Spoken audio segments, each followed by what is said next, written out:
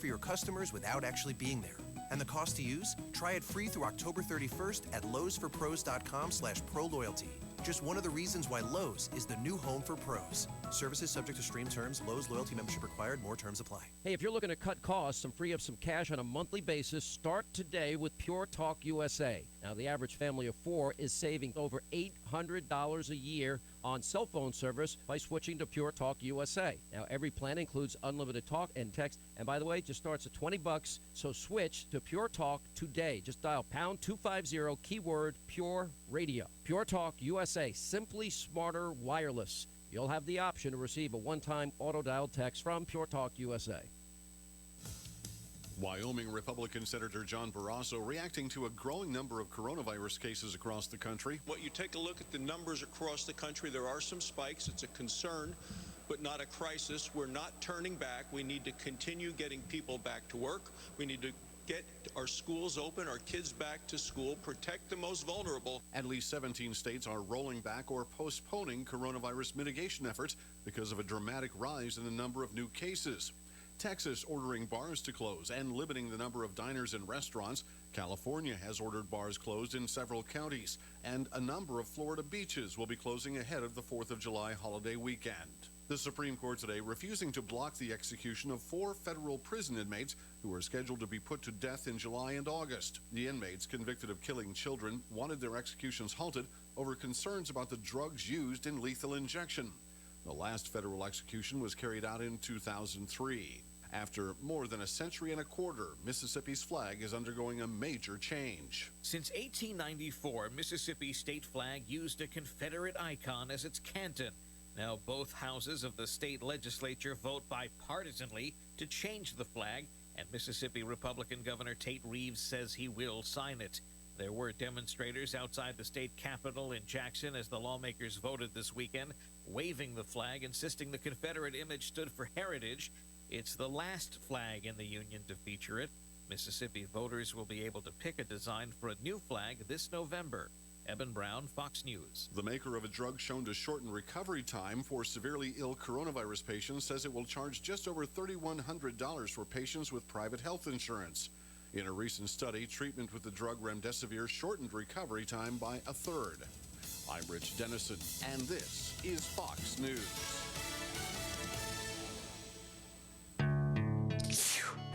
It's allergy season again. You've tried it all, yet your sinuses continue to be a problem. Try something different, something holistic, something that will really work. Acupuncture. Kathleen Keneally is Santa Clarita's acupuncture and innate specialist. She's been treating many of your neighbors and their children for allergies, sinuses, headaches, and pain. Find out how acupuncture can improve the quality of your life. Call Catherine Keneally for a free phone consultation. 252-4100. 252-4100. Acupuncture. It really works.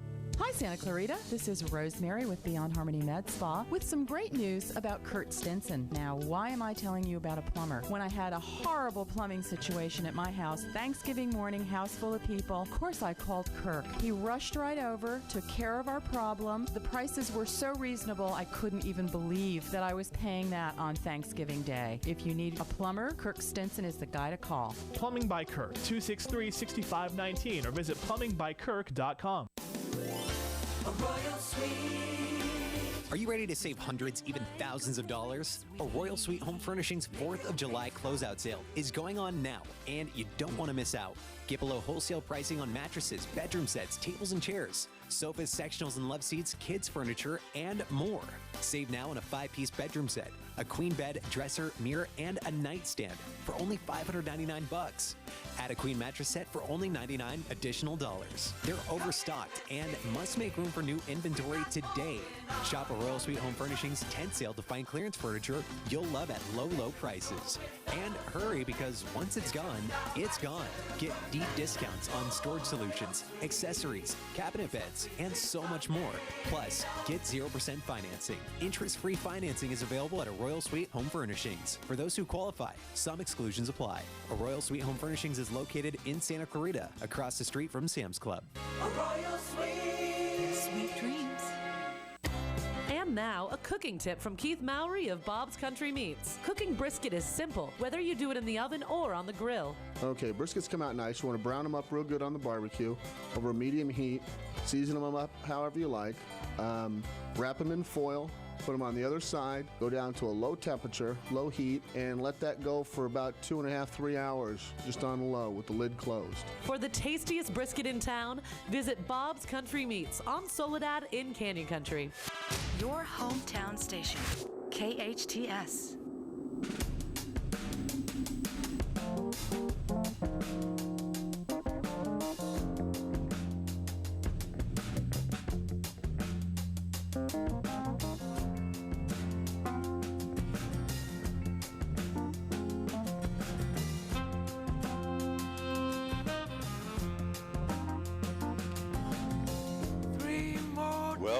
Welcome. This is Common Ground, and I'm Jason Downs. Welcome to a place where we can all agree on the important stuff.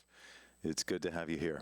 Today is June 29, and it's been another doozy of a week for this country. The coronavirus is making its presence known in different pockets around the country in a very aggressive way, and have pushed protests and police reform out of the headlines for the moment, just a little bit. But that's exactly what we're going to be talking about today, headlines, and who decides what they're going to be and why. We have a very special guest today who's been dedicating herself to this very question. She's an author, activist, and attorney. But before we introduce her, a quick shout out to one of our wonderful sponsors, Denny & Company, LLP. Certified public accountants, they make your life less taxing. Something we can all use about now. Reach out to Matt Denny and his team for all your needs at dennyllp.com. That's Denny & Company Accountants. They make your life less taxing. Now, it is my pleasure to have Monica Harris back on the show. Monica Harris is an African-American author, activist, and attorney who graduated from Princeton University and Harvard Law School. Monica posts articles regularly on her website, which is letsgetunplugged.com. All one word, letsgetunplugged.com. She's also a top writer in politics on Medium. Her book, Reality Bites, will be released this summer. Monica, thank you so much for being here. Thank you for having me, Jason. It's always a pleasure. And, of course, we have Lou Esbin, one of our other wonderful sponsors here, Lou Esbin at law offices of Lou Esbin, esbinlaw.com. Welcome, sir. Thank you for having me. Always a pleasure. Wish you could be here in the studio. We had Matt Denny here, and it was so nice to actually sit with someone and have a conversation in the same room. But we'll get there. How are you two holding up lately? I'm doing well. I'm in Montana, and it's been. It's actually we've thankfully been spared from the worst of it. We unlocked, I guess, about 2 months ago, about a month and a half ago, and we've seen a surge in cases, but thankfully very few hospitalizations. So life is slowly going back to normal for us. Good. And Lou, you've been up in San Francisco lately. Is there anything noticeable up there? Is there anything noticeable up here? I don't. Well, there's a lot more restrictions up here than I think anywhere else, and I think in general people are more observant of the restrictions. Mm-hmm. Although I got to tell you, we went out for dinner to this restaurant the other night. It was the second time we've been there since it opened up, and when I say it's the second time, I mean it was the first and the last. Oh. Because sitting and watching the wait service and how they just did not observe the restrictions, I'm not going to go back there anytime soon. I see. I'm sorry to hear that. Here's a question for both of you. Monica, we'll start with you. Do you know anyone who has personally been infected with the coronavirus? I do not know anyone who's been infected and is, let's put it this way, who knows they've been infected, who's tested positive. That's not to say that I don't know anyone who's been infected.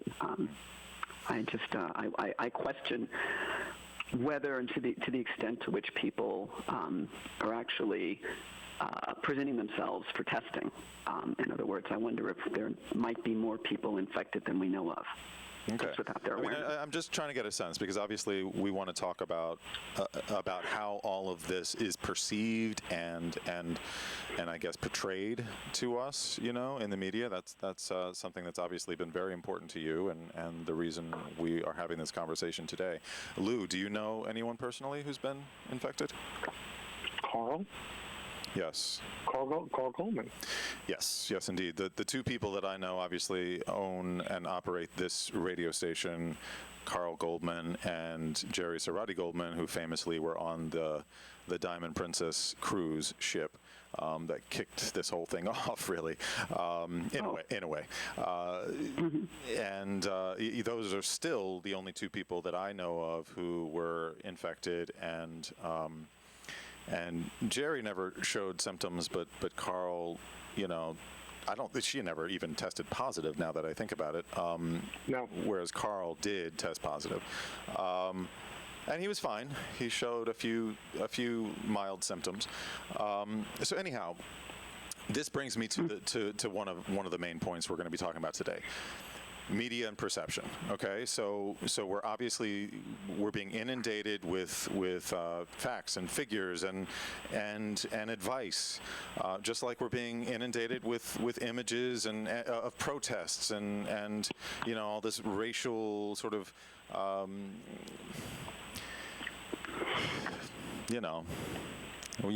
what's going on, and it's all upsetting. It's all stressful. So, Monica, give us just an overview of what your research and your thoughts and opinions are as far as what we're seeing and why we're seeing it.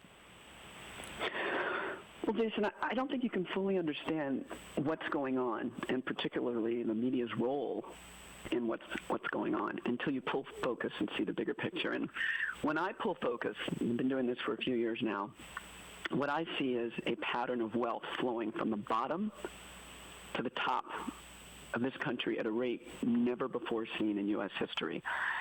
In fact, just recently, we found out that in the 3 months of this pandemic, we're talking about, or I should say the lockdown, between March and June, when many states started reopening in June. In those 3 months, the richest people in this country, the billionaire class, saw their wealth increase nearly 20%, while the Americans in the middle and lower classes, that would be you and me, saw our wealth decrease by nearly $1 trillion.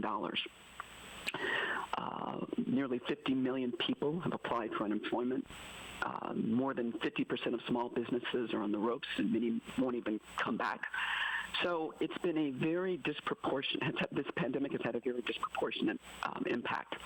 And what we're looking at now, this is before the pandemic, we were looking at a country in which the top 1/10 of 1%, and again, I'm not talking about the top 1%. The top 1% is like the mid-level rich.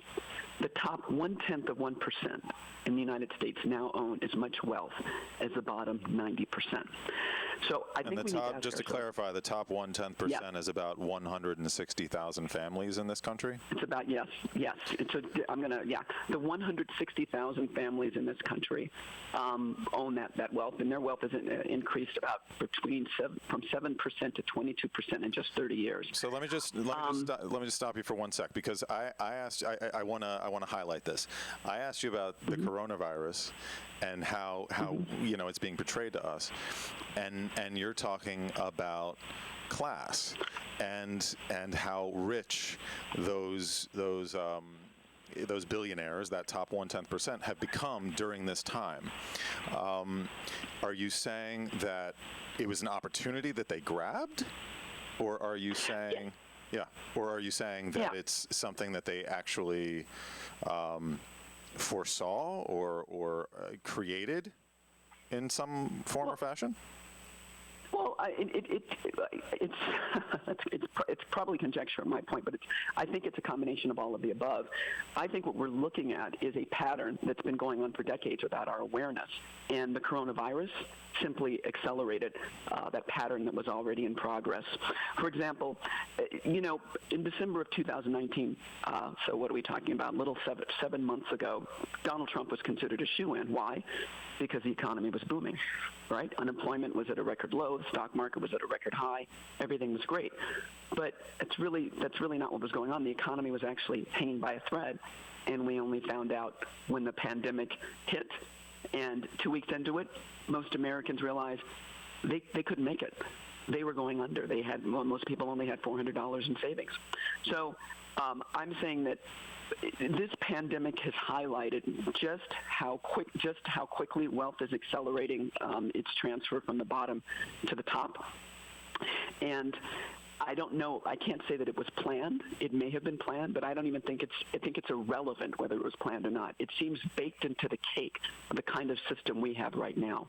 We have a financial system that steadily extracts wealth over time and now accelerating from the bottom to the top. And when that is happening, the obvious question is, if you're sitting at the top and you're benefiting from this kind of wealth transfer, would you want to draw the country's attention to what's happening?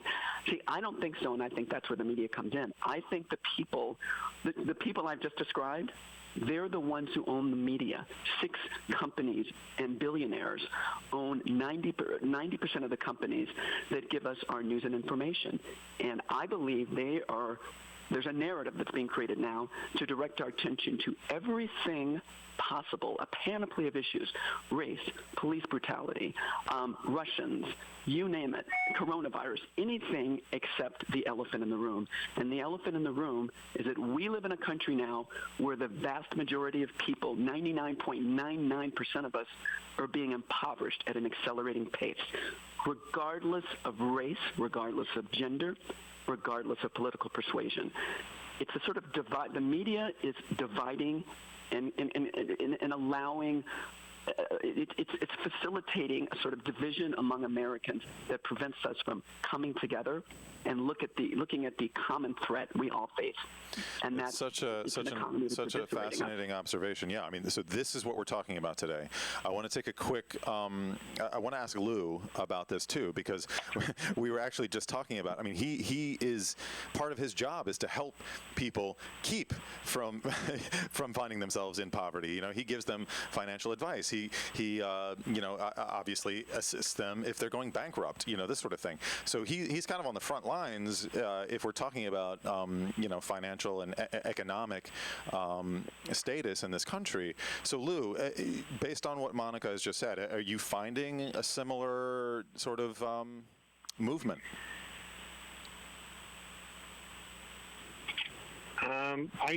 What I found in coming out of the 2008 Great Recession was that there was a segment of society that never got back into the game. And I found that to be based upon what I saw from clients. It was those who were in their mid-50s and older. The majority of them never got back into the economic game. And they are a very large aging part of the population that votes, and they're very unhappy. Ironically, they're also the ones most affected by the coronavirus, as we're seeing.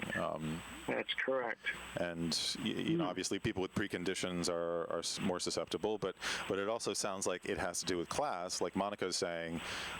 If they can't afford, the healthiest food, they can't afford the best health care, et cetera. These people are all susceptible. So. And again, this is the kind of thing we're going to be circling back to. But Monica, as far as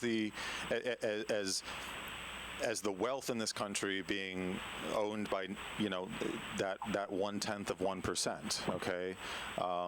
And I guess it sounds like also your observation is that the media is owned by that top percentage. How does it work as we trickle down? Because, I don't know any of those people, but I know you, I know Lou, I know myself, I know, we like you said, we're more in the middle class, obviously. And the journalists that I know are like me. They're like you. You are somewhat of a journalist yourself, for goodness sake. You do your research and you write your articles, which are, wonderful. So here's my question. Like, how does it actually work? Like, if I am an earnest person who is trying to take the information that I have and put it into writing, okay, where along the way does it get changed or manipulated? Do you see what I'm saying? Like, if these people at the top are trying to, as you say, manipulate the story to whatever their ends are, which it sounds like you're saying is simply to amass all the wealth, right? If that's the end goal, where does that happen? Because I'm not seeing, like here at KHTS, we they put news out every single day, and it's based on, talking to people like us, on the street. Oh, this happened, and here we are reporting it. So I'm just wondering where the breakdown occurs. Do you have a theory about that or an observation on that? Well, I think it's important to keep in mind that most people are getting their news not from local stations like yours, not even so much from small town local newspapers anymore. Most Americans are getting their news from social media, increasingly, and also from the major broadcast networks. So I'm talking about ABC News, NBC News, CBS Nightly News. And they're also getting there's a huge segment, I'm sure you know, that's getting their information from CNN, MSNBC, and Fox. And those are probably the Americans who are most, I should say, politically driven. They have their political biases, and they basically tune into these stations to get reinforcement about their worldview. If you hate Donald Trump, you're going to tune into CNN and MSNBC, and you're going to be given more reasons, like on a daily or an hourly basis, to hate him. And if you hate the left and Barack Obama and Hillary Clinton and whoever else, you're going to tune into Fox to get that, those biases reinforced. So I think that's where the vast majority of the people are getting their news now. So now let's talk about who owns these companies. Well, as you were just saying, as I was just saying, and you were mentioning, 6 companies essentially own the pipeline that feeds Americans these news, whether it's, Comcast owning NBC, Disney owning ABC, Time Warner owning CNN, and Fox, 21st Century Fox owning Fox, and it just goes on down the line. So if you're, it's a strange situation because I agree with what you said. Most journalists are probably good people just trying to earn a living. They're not they don't have an agenda of deceiving and manipulating people. I don't think that's why anyone goes into journalism. I think journalism is probably like a lot of professions, like speaking as someone who, I went to law school, and you have these conceptions about and ideals about what you want to accomplish, as an attorney. And you probably have the same conceptions and ideals about what you want to accomplish as a journalist. And then you become part of this industry and realize that what you want to accomplish and what the people who pay you want you to accomplish are, sometimes and maybe often different things. And so what we found is, having done a deeper dive into this, there's a woman named Cheryl Atkinson, and she wrote a book called Stonewalled, and I highly encourage you to pick it up if either of you, anyone, it's an eye-opening expose of what it's like for an Emmy Award-winning reporter. She worked at CBS for years. She sort of explains what it's like to try to push topical, meaningful, impactful stories that many times journalists believe will resonate with their audience, trying to push it through the corporate food chain. And what she found is that advertisers and lobbyists, not only they've infiltrated so much of our media, and they heavily influence the judgment in news organizations. For example, there's a Pew Research study that shows that 50% of journalists avoid newsworthy stories out of fear of embarrassing their parent company or a sister company, because all of these companies are, they're all part of conglomerates now, or just fear of potential career damage. 20% of journalists have faced some sort of criticism or pressure for writing pieces that were damaging to their parent company's issues. And Jason, this was in 2000. So 20 years later, there's been even more media consolidation. So you have to wonder what it's like to be a well-meaning journalist who says, you know what, this is the story I want to cover. This is meaningful. Americans need to know about this. You run it up the food chain, you find out, that's going to offend one of our advertisers. That's going to offend a parent company. You want to keep your job. I mean, journalists are like us. They have families, they have mortgages, they need to stay afloat. So what do you do? Yeah, no, I mean, that makes perfect sense. I just read an article by Ann Applebaum in The Atlantic about that very thing, and I hear you. I hear you. I mean, if providing for my family depends on the stories I write, I get how that could be influenced, even slowly over time, like you said, over the past 20 years. I mean, another thing that you touched on is social media, and I think that what I hear you saying is that, like KHTS, we're an independent news organization, the local paper I write for, like you, researching and then writing articles online, people that put stuff on social media. This could be a positive thing, right? Because we want the freedom of press. Right? We want a transparency. We want a free flow of information. Where I see a big issue is simply correct information. Do you know what I mean? Because you could have the best possible intentions, right? But if during this pandemic, during the coronavirus pandemic, obviously there's information coming from different sources, including the top officials in this country and other countries, including the World Health Organization. And there have been examples of times when people want to put information out as quickly as possible and then have to walk that back. And what happens is it's already been shared 200,000 times on social media, and so the information is already out there, and then it makes them look bad and makes people point at them and say, hey, you put out the wrong information, but hey, hold on a second. Everybody's doing the best that they can. I mean, to me, this still sounds like a human issue. Do you know what I mean? Where for the most part, we're dealing with people who are trying their best to put out information as quickly as they can, but then it's often either something that hasn't been fully researched or... So anyway, my point is saying, does it come down to people being people, and there's just so much information out there all the time that we're inundated with things, and it's, I mean, I've gotten to the point where I don't even know. Anyway, what do you... I have a different take. I hear where you're coming from. I think that's a perfectly reasonable explanation. And it's, all of this could be quite innocent. What concerns me is that, and we touched on social media, which I think was intended to be a sort of like a liberating pipeline, a way that, people, the average people could get out there and share information. But what's happened now is that social media, like the traditional media, and by that I mean cable television, broadcast news networks, those have been, social media has been absorbed into conglomerates.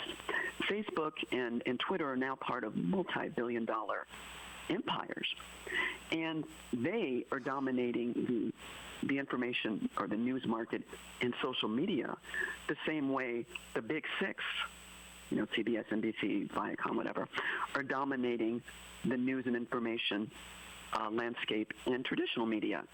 So, and it's the same people. These are billionaires. Mark Zuckerberg's one of the richest men in the world.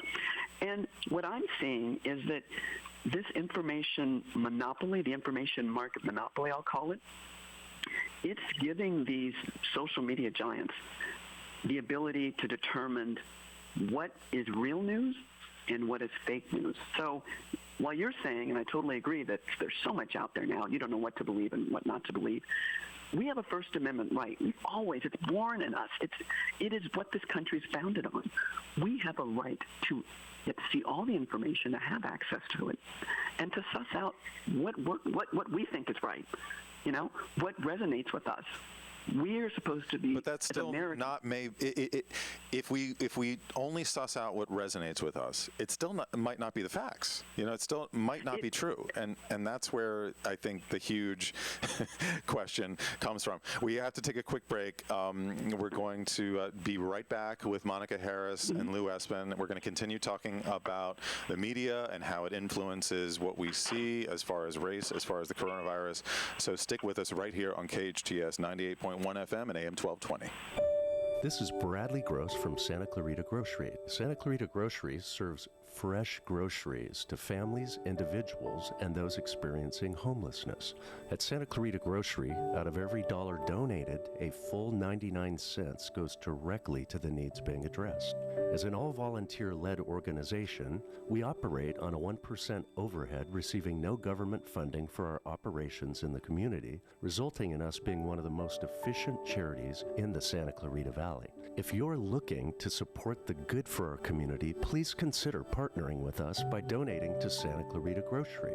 What is donated is specifically kept in the Santa Clarita Valley, helping over 3,000 families, including 5 other community charities. Please visit our website, santaclaritagrocery.org, or visit us on social media or call us at 425-7575. That's 425-7575. Comfort Keepers provides your loved one with loving in-home care. Miles McNamara, certified senior advisor and owner of Comfort Keepers in-home care. Our caregivers can help you in your own home, enhancing independence, creating safety and comfort. Our Comfort Keepers provide companionship, meal preparation, medication reminders, assistance with personal care, and even transportation to doctor's appointments. If someone you love can use a helping hand at home, visit comfortkeepers.com. Or call 287-4200.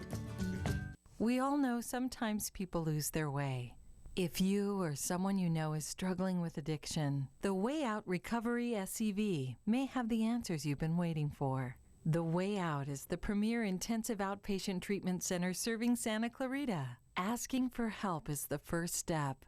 Call The Way Out today, 661-296-4444. That's 296-4444 for a private free assessment. The Way Out is an accredited, affordable outpatient program that accepts most insurance. Call us at 661-296-4444 or check us out online at thewayoutrrecoveryscv.com.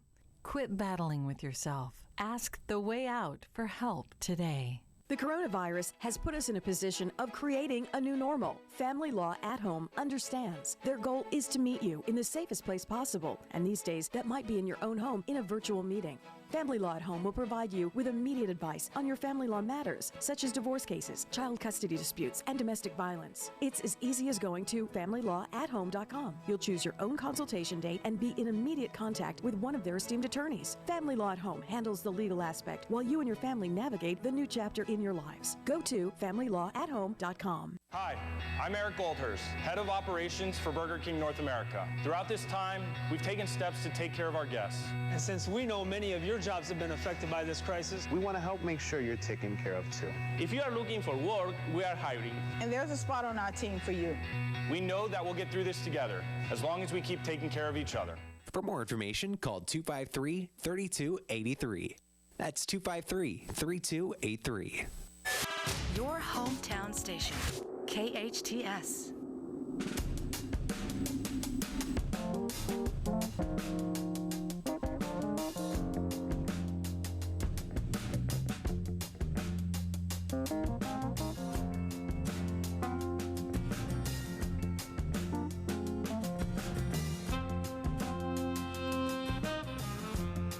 Welcome back. I'm Jason Downs. You're listening to Common Ground. I have Monica Harris, author, activist, attorney, as our special guest today. And of course, I have Lou Esbin on the line as well.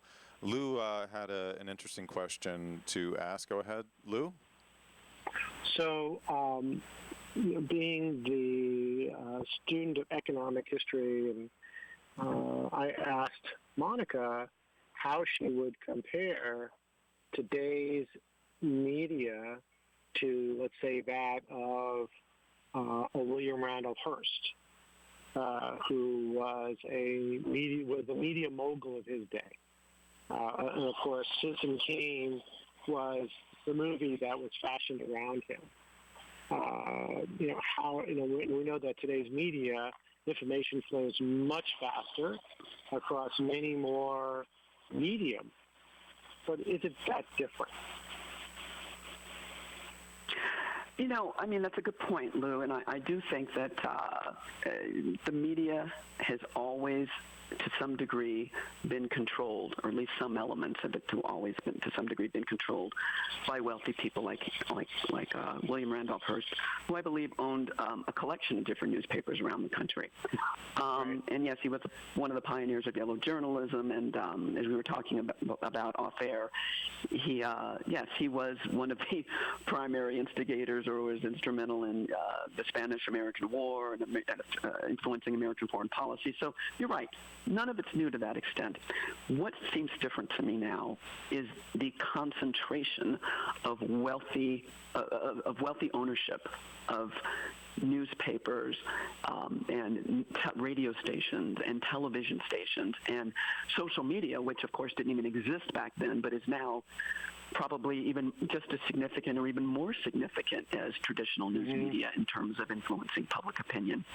So to me, it's in many ways, history always repeats. Human nature doesn't really change. But history rhymes, even if it doesn't repeat identically. And I think what we're seeing now is that it's the concentration of ownership that's the real game changer. If we had the same concentration of ownership today that we did in the news industry, let's just see, in 1983. I'm just going to give you a statistic here. In 1983, 50 companies dominated U.S. media. Okay, we're not talking about in the 100 years ago when Hearst was around. We're talking about just in 1983. By the 1990s, that number had shrunk to 9, and then in 2006, whittled down to 8. Now it's at 6. So I just wanted to provide some perspective on how quickly this industry is consolidating, and that's the difference to me. Years ago, there were probably 10 times as many newspapers about, at the turn of the century. And then, and a lot of them were independently owned. But what happens when not only these newspapers go out of business, but the few remaining ones are bought up by the same handful of companies? And I think we're also talking offline about how you think that might have happened. You mentioned Walmart, and I think that was really interesting. I hadn't thought about that when Walmart comes into communities. Share the example, Lou, of Walmart? Well, so look, when I was in, I have a finance and accounting and a double major in sociology, so I think it was in one of those classes way back when in college we studied the effect of Walmart on the media. And Walmart would come into a town, encouraged by the elected officials, because they felt that the tax dollars, they'd come into a town and they would use the local media for circulars. And then what happened was that as Walmart grew in influence in the town, the local businesses that actually funded the newspaper with advertising dollars, they went away. And ultimately Walmart had its own printing and printed its own circulars, and the local newspaper went out of business. And I guess you could say the same of any other big box store, be it Target or Best Buy or any of them. They come in and they eliminate the small business competition that keeps small newspapers humming along. Look, we lost the news. We're losing a local publication that was announced the other day, right? Because that is closing. No advertising dollars. So, which is also related to the coronavirus and the effects that we've been talking about. Yeah. Right. So I think the consolidation of the media that Mike is talking about was fueled by the need or the desire of the American public to get the least expensive goods and services and they basically have gotten what they asked for. Which brings us back to class. And economic standing, which Monica has also written a recent article about in relation to race. So, Monica, why don't you tie this into what you're seeing as far as the racial divide? Yeah, so to me it's important when I look at the media, when I pull focus, it's almost as important, it's more important what they aren't talking about than what they actually are talking about.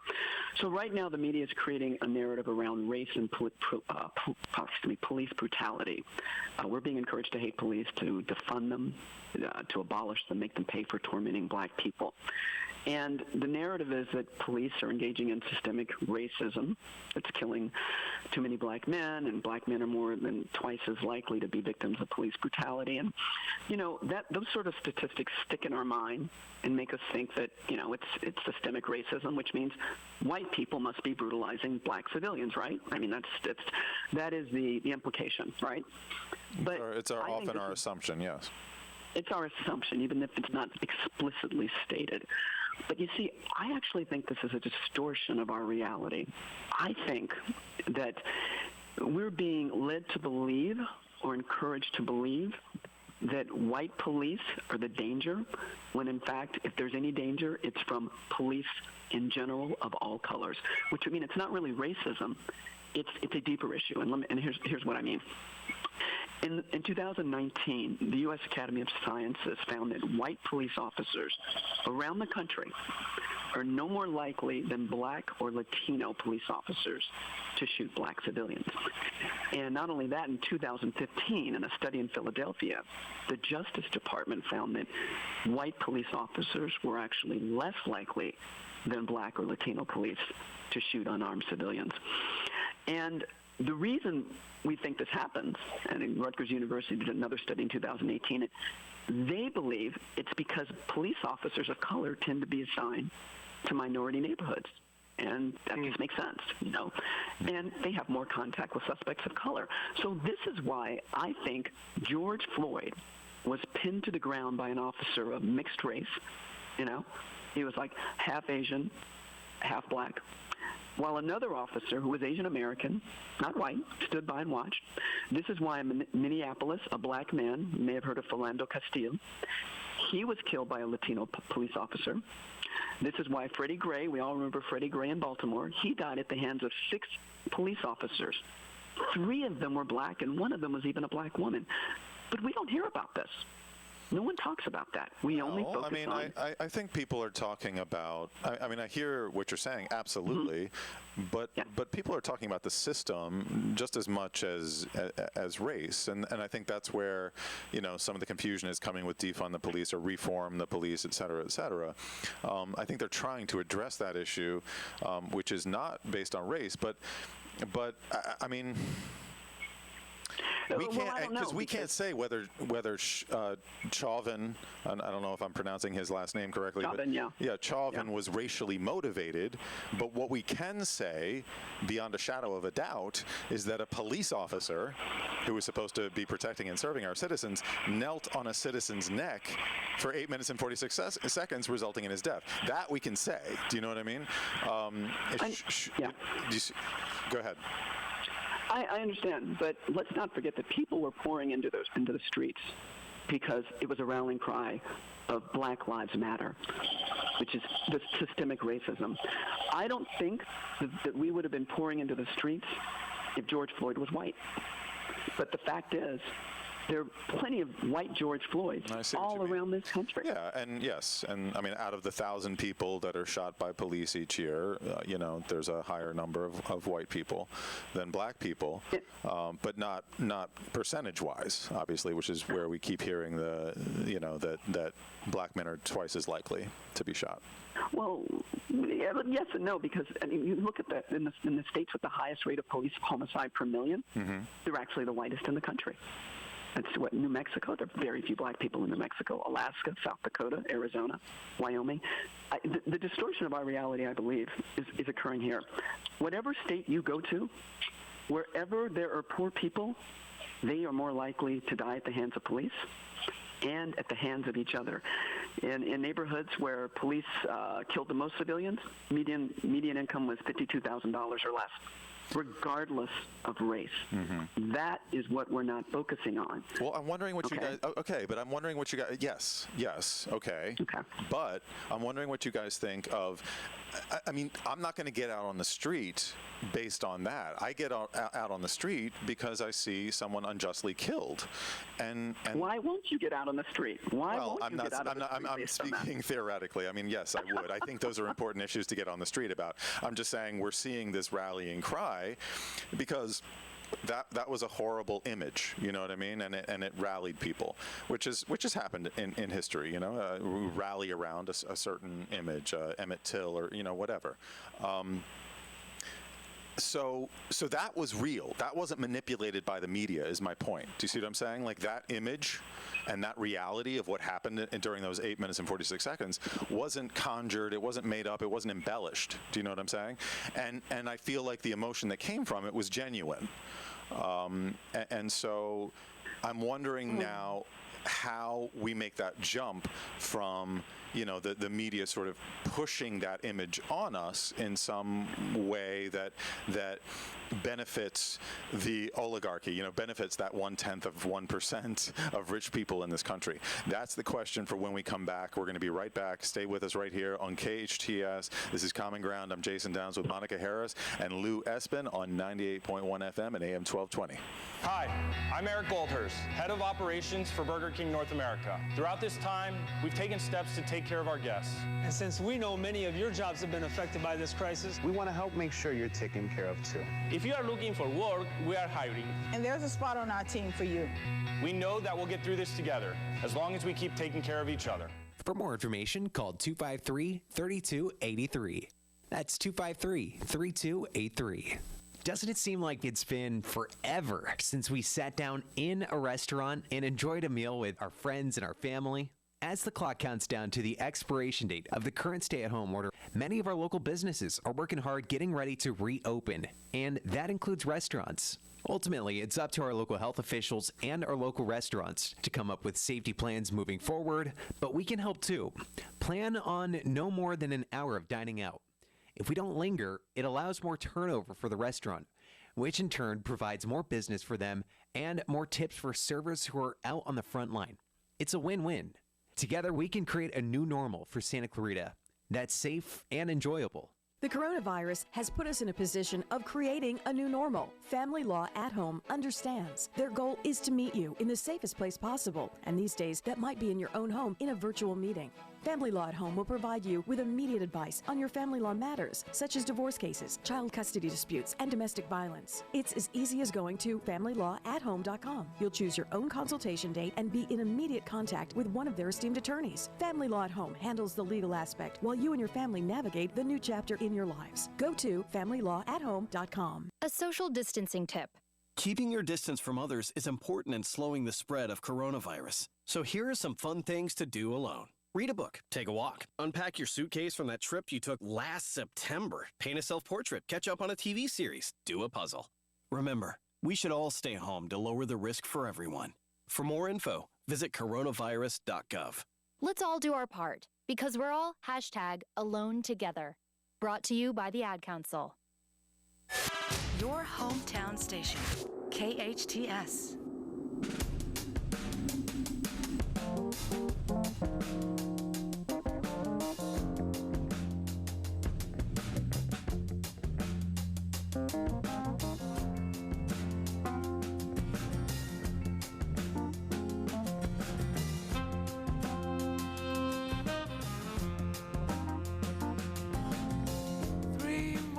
And we're back.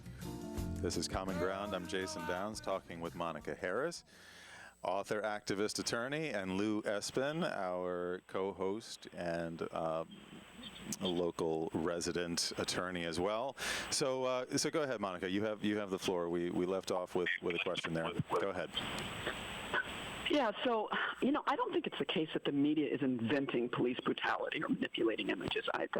Please don't misunderstand me there. I think what's happening is much more subtle. I think that when you have a monopoly on the information news market, you can determine which stories people choose to focus on, which ones they don't focus on, what to believe, what not to believe, what to think or what not to think, who to hate or who not to hate. And I think that the media has the power right now, because let's be honest, there are people all over the country who are being brutalized, not just by police. We all know that black men are much more likely to be killed by other black men than by police, okay? But there are people of all colors being brutalized by police. Right as this country was going into lockdown, I think it was March 13th, Breonna Taylor, 26-year-old African-American woman, you remember that in Louisville? Did you hear about that? Absolutely. That's right. So 3 plainclothes, police officers went into her apartment, pretty much just killed her. I mean, fired 20 shots. It was ridiculous. No one heard about it. And when I say no one heard about it, I mean, if I go to it wasn't until George Floyd that her name even came up. You'd mention her name in March, most people wouldn't have known anything about it. Why? Because it wasn't breaking news that consumed us. It wasn't, it did help, obviously, that there was footage of George Floyd being pinned to the ground. But my point is that whenever police brutality hits our radar, and I mean in a way that it goes viral on NBC Nightly News, on Twitter, everything, it is when a black man is being brutalized visually at the hands of a white man, okay? It's not when Philando Castile is killed by a black man, or excuse me, Hispanic man. It's not when those much more obvious, I shouldn't say obvious, but the much more common occurrences, which would be police of color, brutalizing civilians of color. That is not really focused on by the media for whatever reason. And I think that's what we need to ask ourselves, is that police brutality is an issue, obviously, but why are we focusing on it mostly when it's white on black, which is not as common as the other way around, is, black on black or I mean, do you think it has anything to do with the fact that we are still the majority and that, African Americans comprise of 13% of the population? And I mean, from my perspective, it's almost like, I don't know. It's our responsibility as the majority to look out. You know what I mean? And we're focusing on it because it's still an issue. I mean, that goes back and back and back. I mean, if you look at the Second World War, it was just pointed out the other day, that, for instance, the GI Bill could only be used and benefited from by white people. All our black veterans, didn't get to benefit from the GI Bill coming out of World War II. So these are real things, and we've made strides, as you've said on this show before. We've made strides, but do you think that some of this focus comes from white people trying to do their best to be conscientious and let people know that this is still an important issue that we're still trying to improve upon? Okay, and I would agree with that. I like to hear that because I agree that most white people are honest, well-meaning Americans who want equality for themselves and people of all colors. We're not living in the country we lived in 100 years ago or even 50 years ago. So when most white people see what happened to George Floyd, they're understandably outraged, right? Yeah. But what should outrage them even more is the fact that the solutions that are being elicited by this media reaction, marching in the streets to abolish the police or defund them or, just to demonize them, this won't accomplish anything. These solutions will address symptoms, and those are extremes. Those are extremes. I mean, I don't think any well-meaning person, and when they say defund the police, Minneapolis has abolished their police department. Well, they dismantled it, and look what's happening in Portland. I mean, police are the enemy, but again, it goes back to money, because I don't care how well-meaning you are as a white person or a person of any other color, if the police are not the reasons black people don't have jobs. The police are not the reason that black families don't have wealth, that black children aren't graduating from high school or college, or that black people are being incarcerated at a higher rate, or that 2,600 of them are killing each other every year. The police aren't responsible for that, and until you address the money, the underlying causes of these things, black people are going to keep being brutalized and killed by police of any race. That's the elephant in the room. Because they're in those environments, is what you're saying, right? They're in the environments of poverty, and they're in the environments of financially struggling. Yeah, I mean, I hear you. Poverty breeds crime. It does. So I mean, that's poverty breeds crime. And you're saying class transcends race, right? So if we're looking at that, okay, as the underlying issue, that it's class, that it's an economic issue, how long does it normally take for a minority race in a country like ours to ascend through the ranks? I mean, is there any research around that? You know, because yes, it's been however many years since the Civil Rights Act. It's been however many years since slavery. Are there any numbers, Lou? You can chime in on this too. Like, I mean, are we? I guess what I'm asking is, are we in a relatively normal place? You know, considering where we've come from in this country in the not so distant past. Well, I don't think we ever. I agree with what's being said today. I think when Abraham Lincoln was assassinated, all hopes of true Reconstruction ended, and I don't think we've ever gotten over it. I mean, there was a really interesting op-ed in the New York Times over the weekend by a woman who said that her parents were black, her grandparents were black, her great-grandparents were black, but her great-great-grandparents, her mother was black, and her great-great-grandfather was a white slave owner who raped her great-great-grandmother. Wow. Doesn't that say it all? And I don't think that this country's ever really recognized that. Look, Mississippi just decided to change its flag to eliminate the Confederate flag off the front of it. No, I think as far as American history goes, I think we kind of never got beyond Reconstruction and never had Reconstruction, I think, the way Abraham Lincoln envisioned it. And that's where we are today. And so it's left us, I mean, Monica brought up something interesting about Machiavelli as well, and you know, you sort of hypothesized about how that may be what's being sort of inflicted upon us, this divide and rule.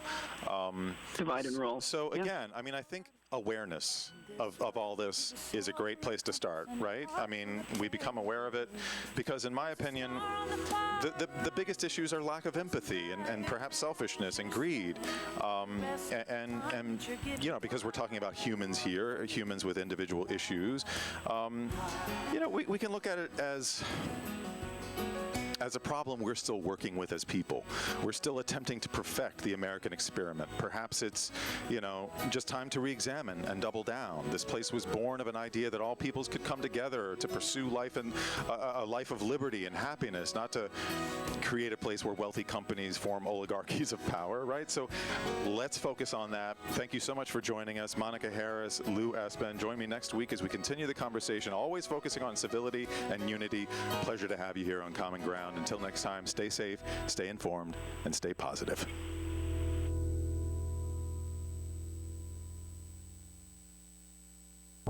KH